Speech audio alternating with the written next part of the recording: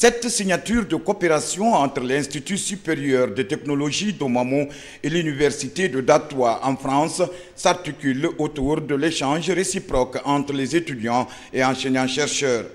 Mieux mettre en place des doubles diplômes, renforcer la collaboration dans des projets de recherche axés sur des thèmes communs, la codirection des mémoires et co-tutelle de thèses de publication communes et l'échange de documents de publication. Le but ultime de notre coopération avec l'Université d'Artois, c'est pour améliorer l'employabilité des jeunes sortant de notre institution.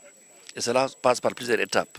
D'abord la formation des formateurs, ensuite l'équipement des laboratoires de formation. La formation sera basée sur ces deux départements. Pourquoi? Parce qu'en fait, ce sont les demandes de compétences de l'Université d'Artois.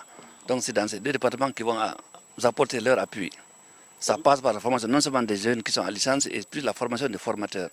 Les départements de l'énergie et l'instrumentation et mesures physiques sont les deux secteurs clés de ce projet. Dans ce département, l'Université de Dartois prévoit la définition des programmes de collaboration en matière de formation en génie électrique et la mise à disposition des équipements de travaux publics pour faciliter l'intégration des étudiants dans les unités industrielles et dans les centrales de production d'énergie électrique. Nous voulons, parce que l'instrumentation, la licence est professionnelle et qui parle de métier, parle de pratique. Donc le département appuie sur la pratique. Donc c'est pourquoi nous voulons des équipements qui sont utilisés dans les unités industrielles, qu'on peut trouver aussi dans les labos de l'IST Mamou, pour que l'étudiant avant sa sortie ait vraiment de la main. Et qui parle de main, c'est qu'on a un métier, parce que c'est ça la licence professionnelle. Nous avons sollicité à ceux qui puissent nous assister dans le cadre de la formation des formateurs des enseignants et surtout aussi dans le cadre de l'équipement en laboratoire surtout. Et si possible la formation de nos enseignants en master et en thèse de doctorat et la mobilité des étudiants. Les étudiants qui sortent du département, qui sont bien, qu'on puisse les envoyer vers eux afin qu'ils puissent faire des stages en entreprise et si nécessaire continuer en master.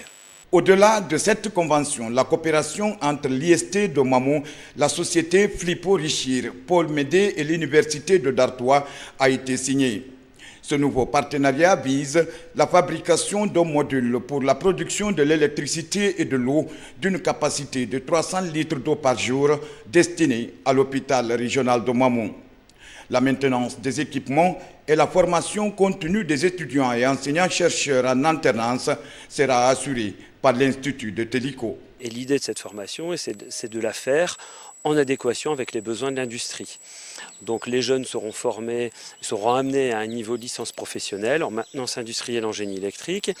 Et puis il y a un autre volet qui concerne la formation d'enseignants pour les amener à un niveau master pour qu'ils puissent à leur tour distiller la formation de maintenance industrielle en génie électrique. C'est un besoin capital, crucial aujourd'hui dans l'industrie guinéenne.